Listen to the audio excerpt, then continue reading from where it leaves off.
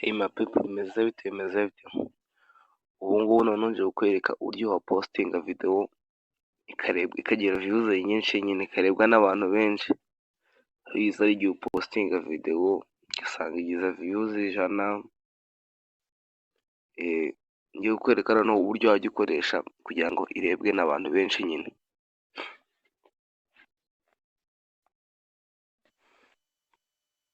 Uraza ujya muri app yawe.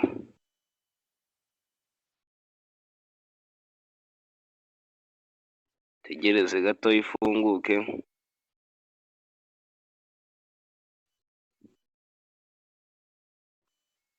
Nurangiza ukande kuri kano kantu kaguteranya. Akangaka.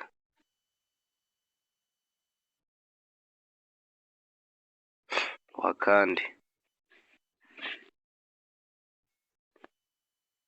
Nurangiza ubwo njyewe ndihitiramo amafoto nyine.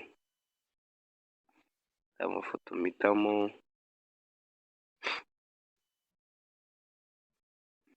Ni kamfe kwihitiramo aya ngaya. Urugero. Uhita ukanda next.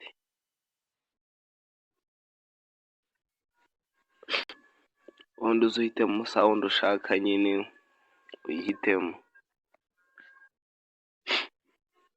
Na video yawe nyine wayizanye cyangwa ukundi ukuntu ubishaka. Nurangiza uhita ukanda next. N'ibindi waditinga nyine wabirangije uhita ukanda next. Hano uzandikamo description. Wandikamo nyine ibijyanye na video yawe ibisobanura nyine. Wandikamo ibintu ushaka. Wenda ngiye ushobora kwandikamo ngo dore channel yanjye.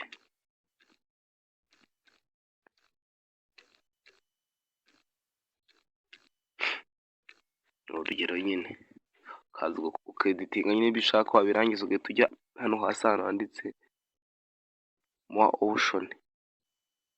Ahangaha.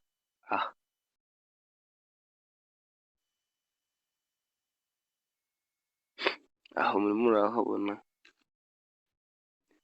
ahantu handitse more option. Murimo murahabona more option. Burya hano handitse more option. Utuwakanda. Allow comment ibiri imeze kuriya. Allow mute ibi imeze gutya. Allow switch ibi imeze gutya. Allow sticker ibi imeze gutya. Allow order to add your story nawe ukagera on.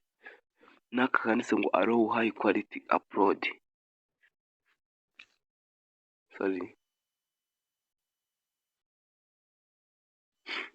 Kanditseho allow high quality upload ukumva nawe ugomba kuba kari on nyine. Kaba kameze gutya ugomba guhita ukagira gutya.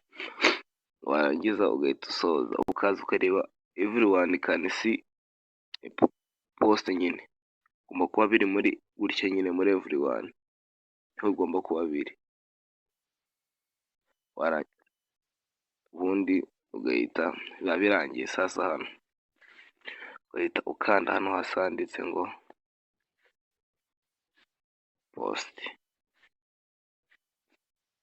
post nyine hano handitse post urimo urahabona. Ugahita wakanda.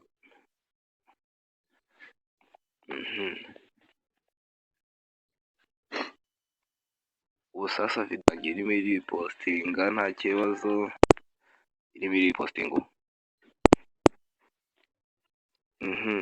Noneho sasa warangiza ibi ngibi iyo wamaze kubimenya postinga ku masaha meza nyine.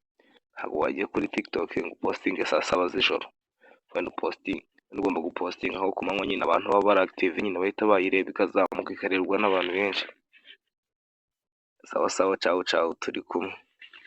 Niba ushaka international TikTok ukore subscribe unyandikire kuri WhatsApp nyine kuri nimero ngiye kubereka muri description. Ubundi ngukorere international TikTok ku buntu nyine. Ciao.